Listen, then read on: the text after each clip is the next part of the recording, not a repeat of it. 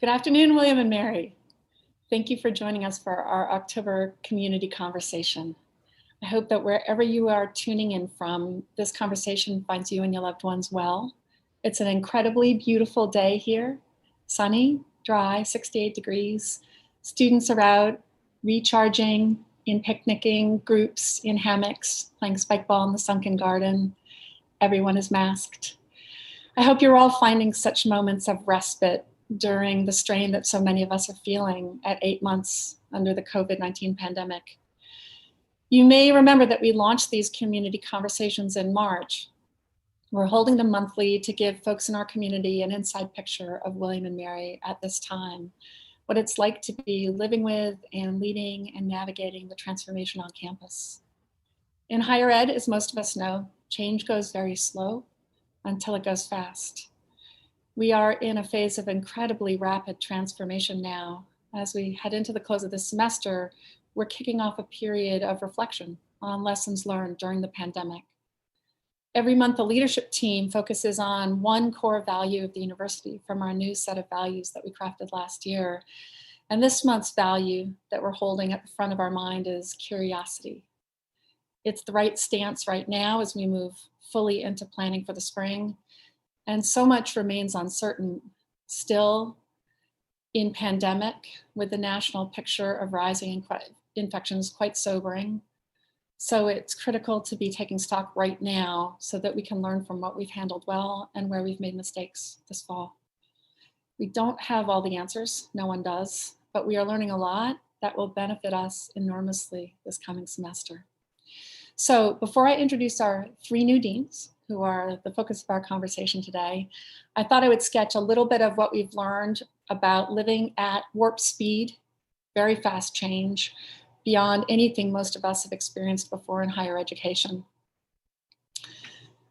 The first thing that I think of as a theme or as a through line of lessons learned is the importance of phased decision-making and the difficulty of making decisions in phases when so much uncertainty looms and the pressure to come to certainty is so intense. An example of what worked well there was our return to campus in a phased way, an example of where we departed from phased decision-making and it didn't serve our community well was our athletic reductions announced in September.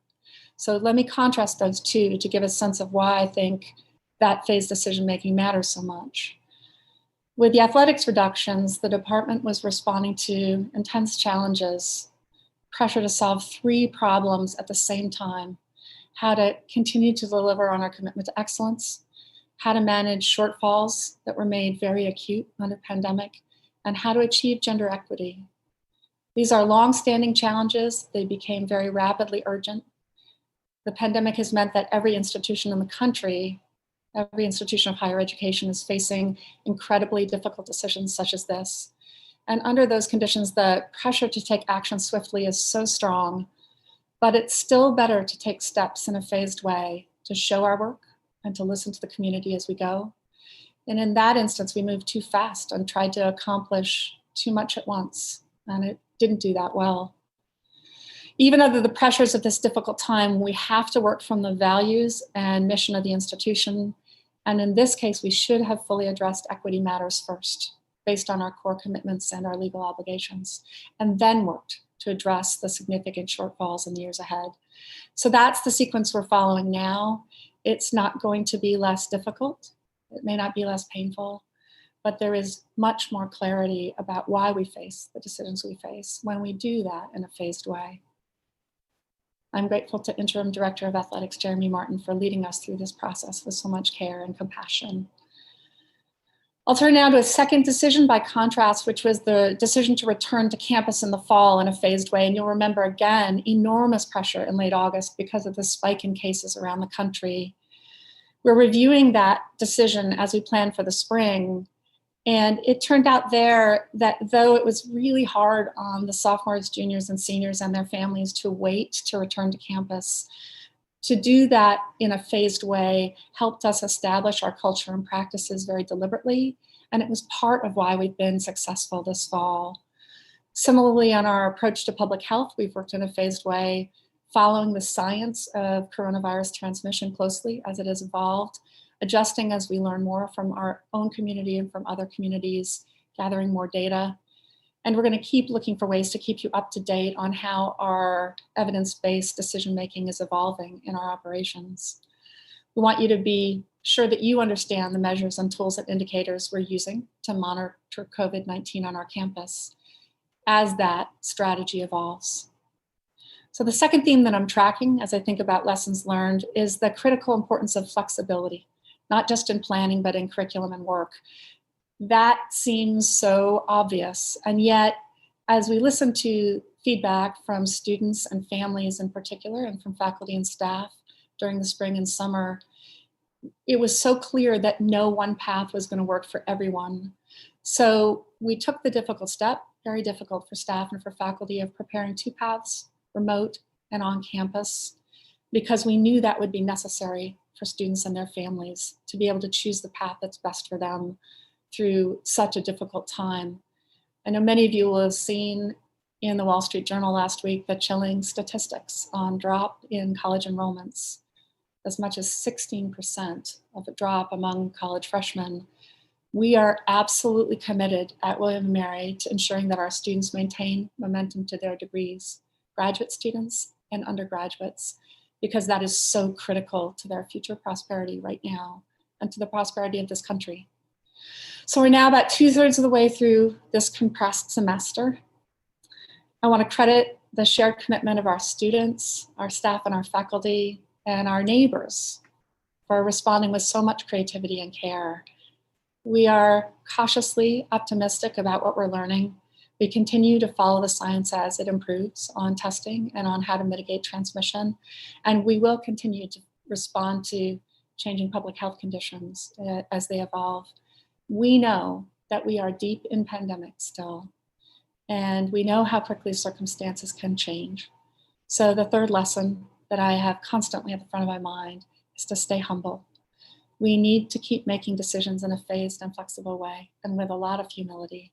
Nobody has all the answers. We'll be sharing plans for the spring over the coming weeks, following those same principles, overview and then more detail in a phased way. We should all take pride in our efforts, and there is so much to be hopeful for. So to talk about those efforts and what they're hopeful for and what they see as challenges, this fall and looking ahead, I want to bring in today's guests. Maria Donoghue Velleca is the Dean of the Faculty of Arts and Sciences. Rob Knoeppel is Dean of the School of Education. And Ben Spencer is the Dean of the Law School. All 3 of us joined us in July, and they have had a wild ride. We are so glad to have you all here at William & Mary. It's really wonderful to have this opportunity to introduce you more fully to our William & Mary community. Welcome. Thank you. So I'm just going to kick us off with the question I think everybody wants to hear from you. You've been at William & Mary for just a few months now. What has it been like to take on this leadership role during this academic year, which is unlike any others? Can you just give us a picture of what it's like day to day? I think I'll start, and it's been a wild ride, as you can imagine, coming into a new position during a time of pandemic.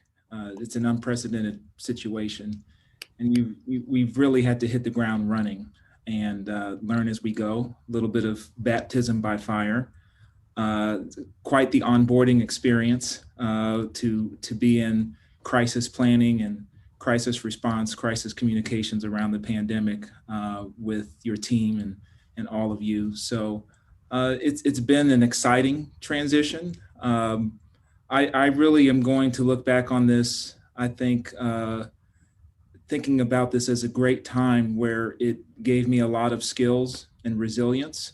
People have often said to me, if you can lead an institution through this time, then you're ready for many of the challenges that lie ahead. And so I think that's true. So it's been a great experience. I think the only downside is that we don't get to have as much interpersonal real space connection and have all of those wonderful events that bring us all together physically. But that'll come in due time when this passes. And, you know, Catherine, I think I'll follow up on what Ben said. So, so first of all, you know, when I was going through the search process, I was really struck by the commitment of the search committee and how long people stay at William & Mary. And I want this to be a place that we can recruit great faculty and staff and that we can keep them for a really long time. And so part of being a leader of a new place is to understand what that place means to the people who already exist within the institution, and then to get woven into the fabric of that place. And so that has been a terrific experience for me. There is something a little bit freeing about always being in meetings like this, where we are in front of a computer screen. Believe it or not, it really does limit my purview. And my purview right now is to get to know my community and to figure out how I can be a good partner to the faculty and staff. And then I think really happily getting to know our students. So I'm serving as a pre-major advisor for new freshmen and sophomores, and also an advisor to a Figley student, which is first generation low income student. And so there's so much good happening here. And this is a strong place. I think we'll be stronger through the end of this, but like my other fellow deans here, not a lot of it is easy. So I'm grateful to be here. And I also am looking forward to gathering in person. So thanks. Yeah, and I think I would echo what Maria and Ben have said. So for me, this is my 28th year working in education. I've worked in public schools and in institutions of higher education. And the beginning of school is always a really exciting time, right? Where you get to welcome faculty, students, and staff and families back into school. But those experiences for me have always been in person. This year, just like Maria said, is just very different, meeting faculty and staff virtually, learning how to honor traditions here at William & Mary, engaging in different interactions about the School of Education to learn who we are and the things that we're proud of and the traditions for our students. So for me, I've approached the job by trying to find balance between the instructional continuity of our programs, but also having an ethic of care for our students, our faculty and staff. That's a message that we've talked a lot about in the School of Education, ensuring the safety and well-being of our entire community, encouraging self-care, especially of our faculty and staff, because educators are givers and it's hard for them to take time.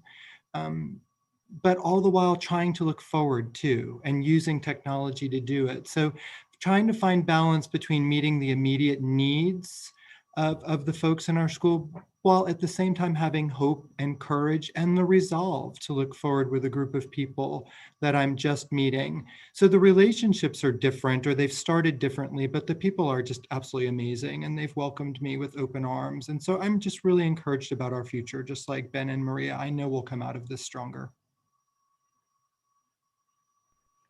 So the three of you are running professional schools and graduate schools, and also engage with the undergraduate programs. But I wanted to start with the professional schools and graduate schools first, and ask how you see graduate education, professional education changing under pandemic. What is it like to be, you know, a graduate student or professional student right now that's different from last year? Well, as you can imagine, you know, at a law school where we have a lot of experiential education and we are, you know, actively serving clients in the community, that can be a challenge to have to do remotely. At the same time, as I think we've all learned in our work environments, there's a lot of access that Zoom can provide, and it can expand your reach into the community. So I think one of the key things that we're learning is that legal practice has historically been regarded as something that has to be face-to-face and in person, and some resistance to doing it remotely. But I think now after this experience, you're going to have a lot of clients at least having the experience of receiving legal services remotely. And our students are being trained in how to deliver that. So I think that's something that's going to endure and enable us to expand our reach beyond our immediate geographical area. So I think that's just one important way that graduate or legal education has changed in this environment. And I think, in a school of education at the graduate level, we are both training professionals and scholars. And the world of education is changing in real time. And the other layer in our school is that predominantly our students are part-time. So they are full-time working professionals in schools or community agencies who are coming here and taking classes for us at night. So we are charged with rethinking how you build community virtually, how you support people that are in schools or community agencies right now and sort of struggling with the issues of delivering quality education and human services out in the places where they work. But for us, it's an exciting thing to think about, because in the life of a research institution, research drives instruction and it drives practice. And so through our graduate programs, we're able to be thought partners with school districts and other agencies in the Tidewater area and across the Commonwealth. I love the term studying perplexing problems of practice that come along with being in a diverse society.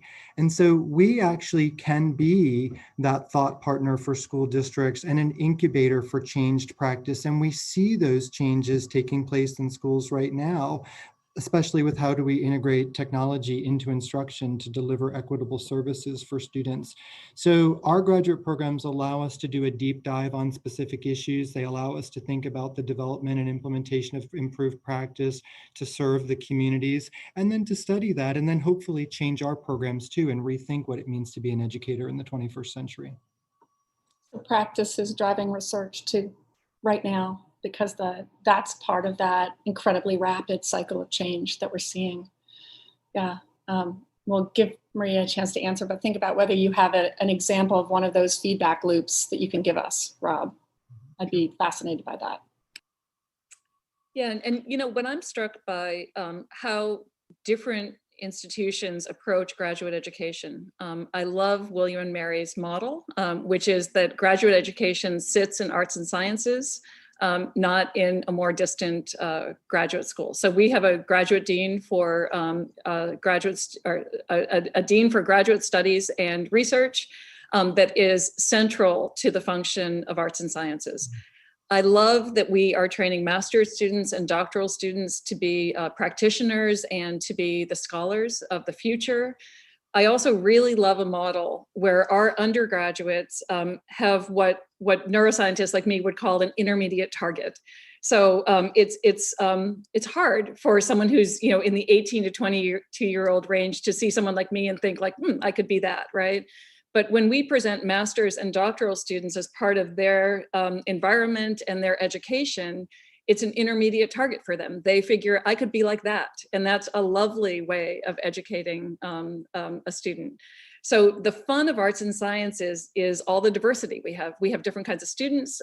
We have different kinds of programs and departments, and including graduate students really intentionally in the work that we do, and reminding everyone that we have remarkable scholars and teachers as faculty, and that's who we're training for grad students is really important. It makes this job really special.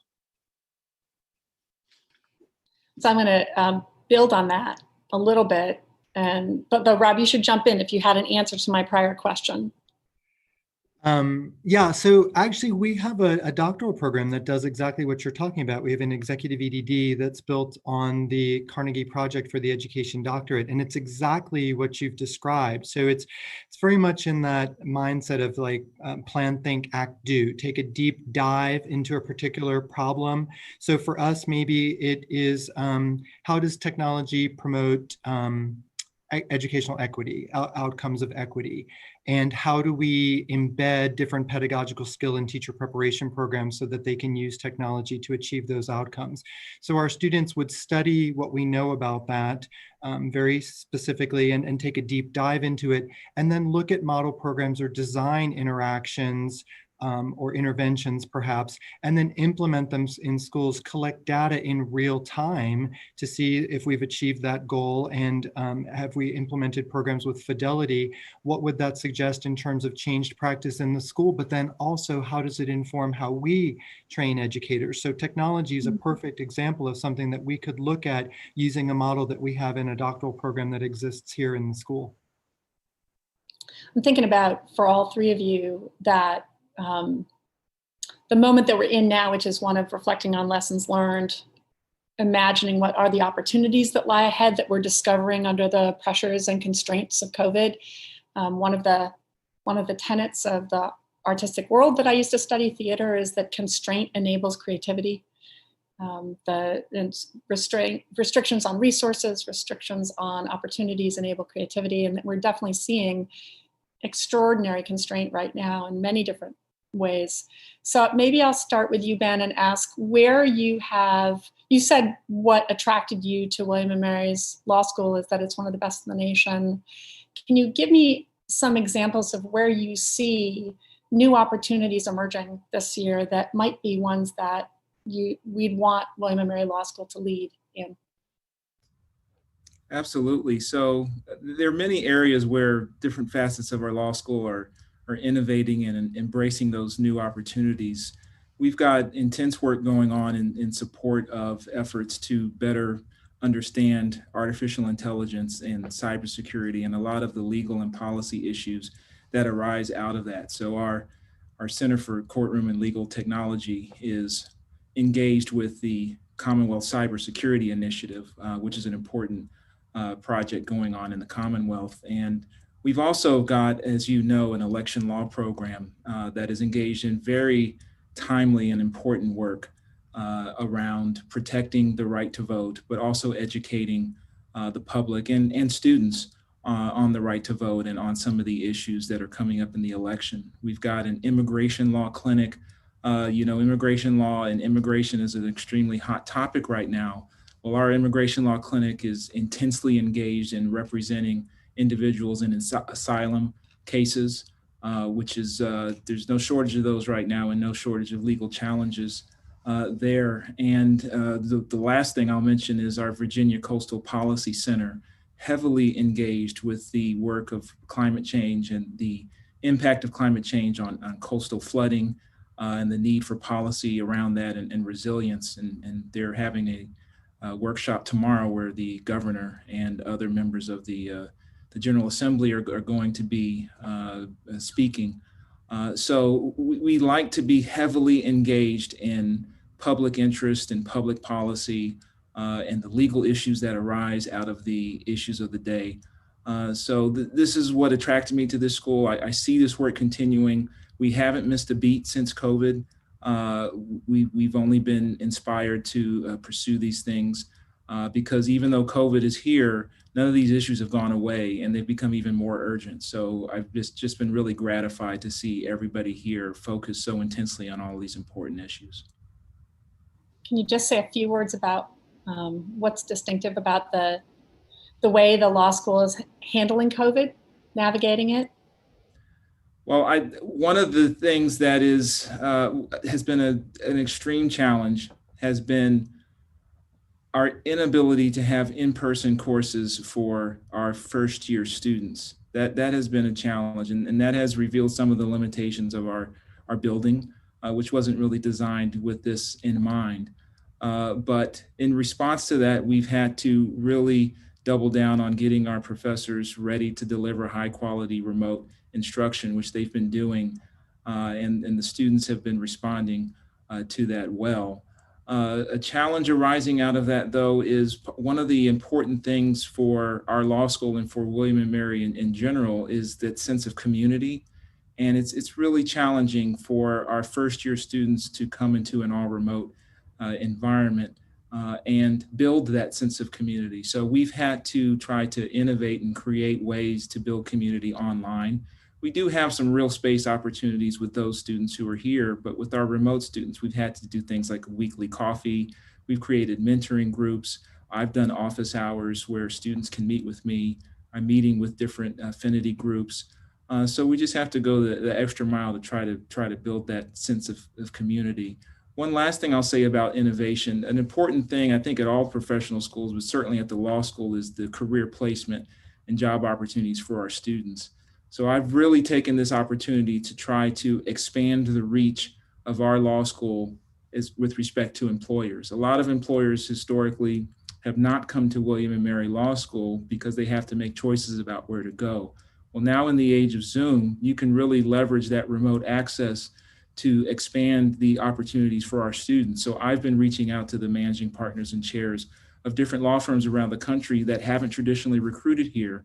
And those have been wonderful conversations. They've been very thrilled that now there's an opportunity to find talent where they previously haven't looked. So I'm very excited about expanding the employment opportunities for our students. That's terrific to hear about.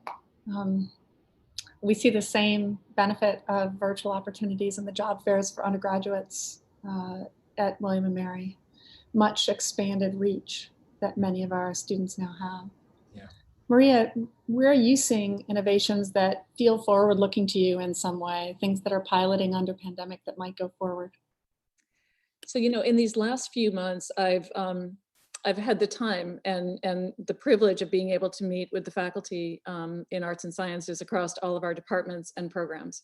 And in these meetings, what I realize is the amazing innovation that's happening in areas that many of the people viewing this might think are sort of more traditional and a little set in their ways. And that couldn't be further from the truth. So just last week, I met with our classical studies department, which is doing remarkably innovative things around experiential learning and bringing students into ancient cultures. Our modern language and literature department is a very large department and a really diverse department that is set up with remarkable faculty, and the work that they're doing with their students is also incredibly innovative. I have to say that many of the undergraduates in arts and sciences choose majors and minors or two majors that are really surprising and wonderful. So for example, there was a student who was an arts major and a data science minor, and I just love this combination. What I try to tell students is, when you're picking your way through your undergraduate career, surprise people, make choices that may not be intuitive, and that's terrific. But let me tell you programmatically sort of three areas that I'm really committed to. And so one is, understanding diversity, equity, and inclusion, doing that in the way that we recruit and hire faculty, but also in the way that we teach. So we have a really strong Africana Studies program. Many of the scholars within this program are really fundamental in the Lemon Project. And so this is an area of investment for us. It seems like the perfect place that we can stitch together our call curriculum with the work being done out in the field in lots of different ways. And so that's an area for investment for sure. In addition, many of you may have heard, we have a fantastic program in data science. They had a Jumpstart summer program that was energizing and wonderful and just joyous to see such happiness in the middle of very challenging times. And that's a program that we have such expertise already, and there's opportunity within arts and sciences and then also across the unit. So I hope I can convince my fellow deans to partner with us. And then finally, we have a small but growing engineering program that is based in our physics department. We'd really like to have engineering all over arts and sciences. So engineering to me is the place where the innovation and creations and inventions that are happening within our arts and science faculty can be tipped towards application. And to me, this is a really energizing and wonderful area, and one that we will also be growing. So lots happening, lots exciting, and in this moment where we are limited in so many other things, we can imagine a really bright future. So thanks. You're registering something that was palpably clear to me when I came to William & Mary just 2 years ago, which is, and we talk about it in our mission statement, that we break down the boundaries between oppositional categories. And here you're talking about the boundaries between critical analysis, theoretical analysis, historiography, and practice. And those are intertwined in so many different ways at William and Mary, where questions from the field, whether it's in conservation or global studies, are driving research and driving teaching here, and vice versa. So it's lovely to hear that threading through many of your different areas of emphasis.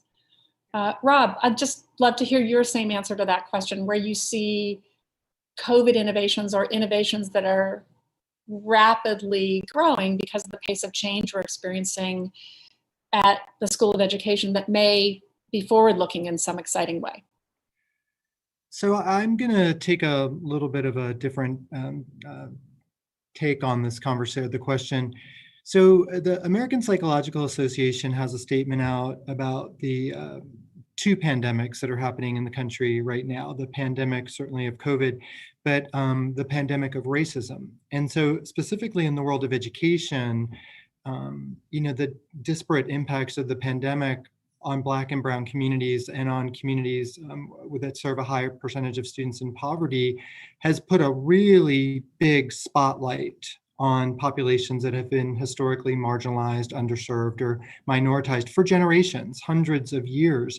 And it's also, I think brought a needed focus on the now. We need to solve this problem now. And when we think about educator preparation, one of the things that I'm really excited about that we're talking about here is how do we use this time to achieve our mission? How do we really operationalize the things that we say that we hold dear? If we truly believe that education is the conduit to opportunity, that it can transform communities, that by teaching and meeting the needs of all students, it is a path to justice, then it's time for us to take a really hard look at our curriculum and look at the content that is in that curriculum.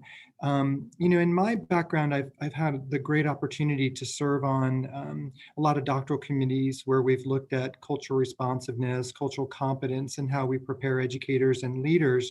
But anti-racism is new. And so what we're doing is we're using the opportunity to study, to read, to try and understand what this means and what would that look like if we could embed this curriculum into our to embed this content into our curriculum in new and greater ways to match where the state is going. They just passed some new standards in social studies education, but really trying to build the skill to prepare an educator that will meet the needs of an increasingly diverse society and move us to the forefront of the conversation of educational reform. And so I'm really excited about those conversations, about working with faculty to come up with a framework for how we look at our curriculum, and then to use our time to be forward thinking and make changes in our curriculum that maybe we haven't made in the past. Use the urgency of now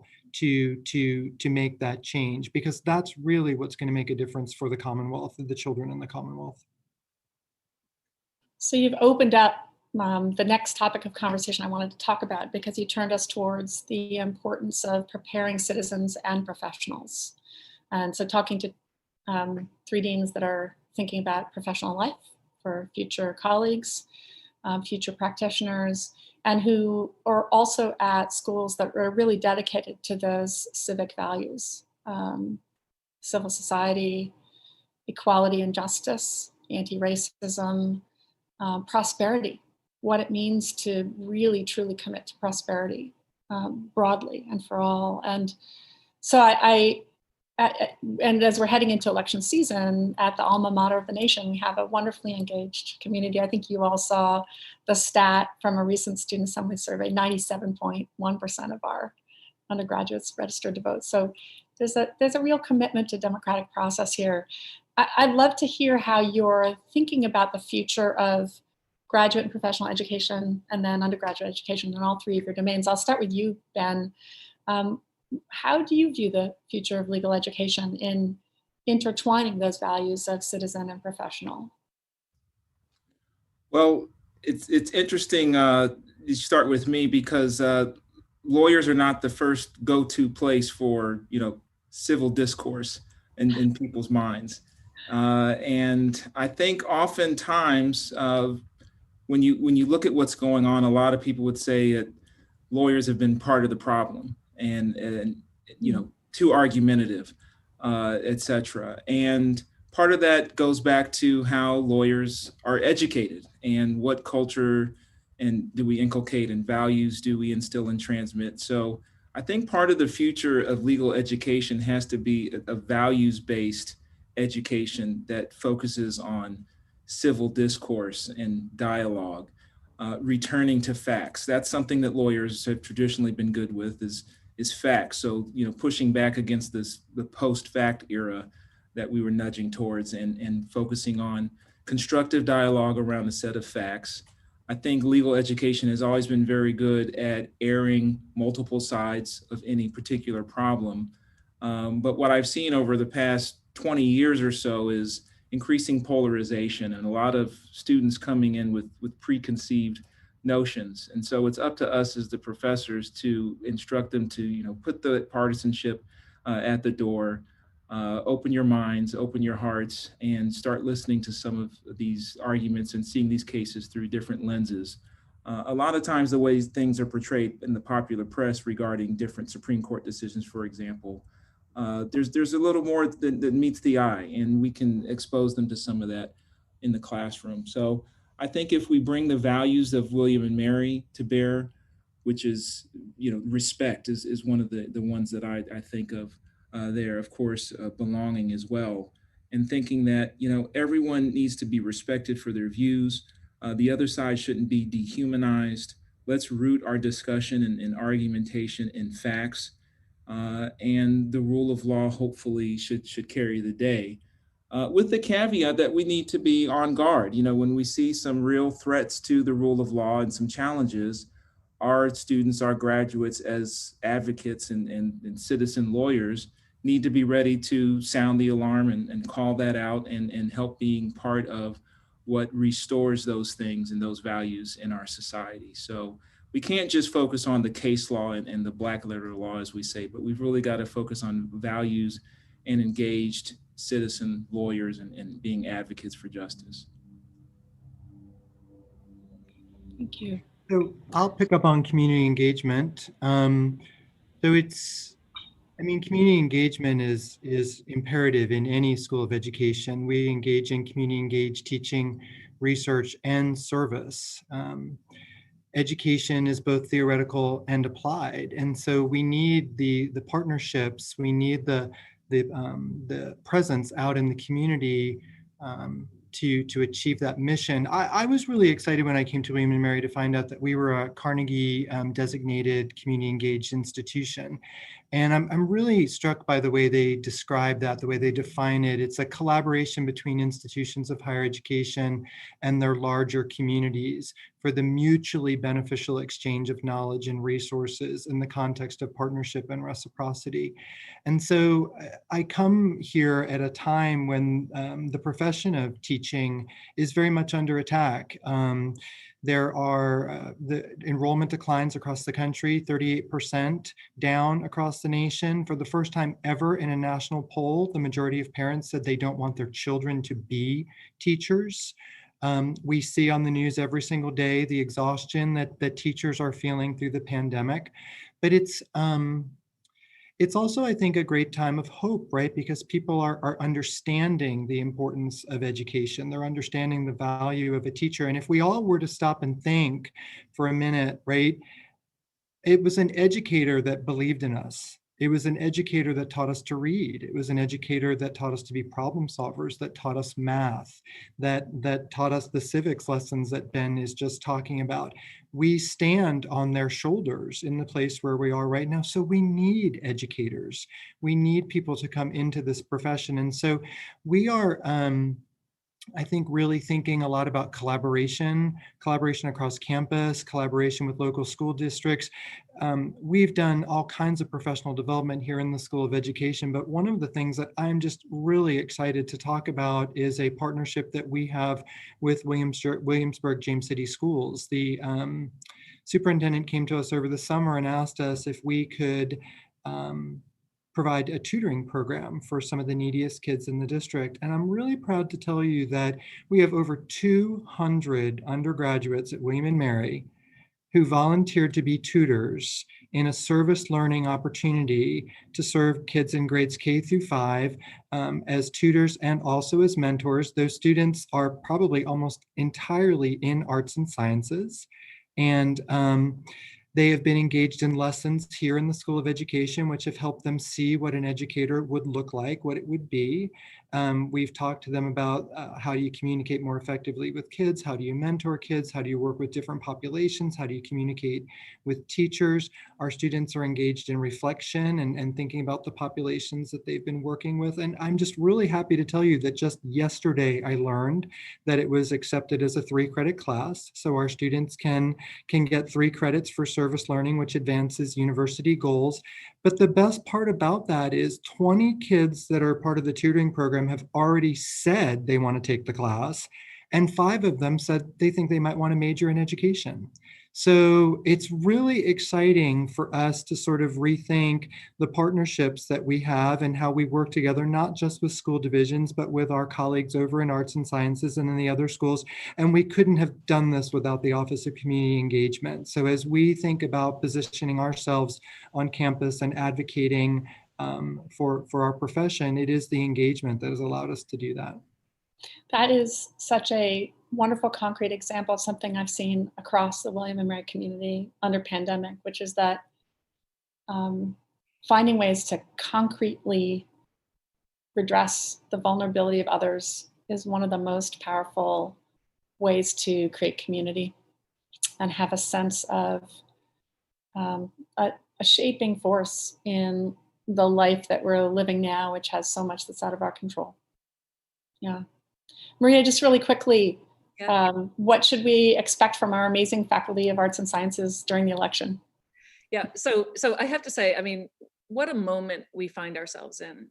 It is a time of vulnerability, of inequality, of an environment where people feel like they can't describe their own beliefs. And so an institution of higher ed is exactly the right place to start these conversations, to model for our students and for the communities that we live in what respectful back and forth means.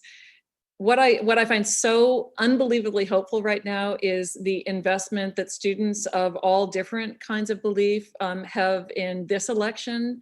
I think that we should all be heartened that this generation of students cares about the direction of our country, and they are actively pursuing conversations and discussions. We have a few really interesting panels in the next week or so in arts and sciences. So we have a fantastic government department that is doing a panel tonight on this current election. And then the chair of the government department just got in touch and said they're also doing a panel next week on what the flow of decision making might be. I think that there is some expectation that we may not have an answer on election night.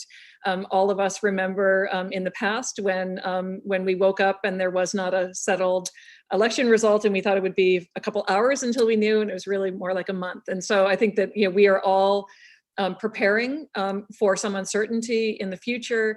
And I think, what a fantastic model for our students that we can partner in this, that we can talk about hard ideas, that we can listen to people with opinions different from ours respectfully, and then we can embrace this democratic process. So an exciting time, very energizing, different than decades past when students were a little more passive. Trust that students on campus and remote have lots of opinions and the willingness to express them. So I'm really fortunate. Well, that's who we recruit to William & Mary, folks who want to change the world for the better. And you've all three given such a wonderful picture of how, despite pandemic, we can flourish, graduate students, professional students, and undergraduates in that commitment. So thank you so much for that. It's been a real pleasure to hear you thinking out loud about your schools, and we are so thrilled to have welcomed you to William & Mary, and also sensible of what an incredibly challenging time it is to come. But I I agree with Ben that as we find our path through this time, all of us are going to gain in resilience and the institution and strength that we're discovering we didn't know we had. So thank everybody online for joining us. Remind everybody that we have a virtual homecoming and reunion activities happening as well. And until next time, as I always say right now, stay well.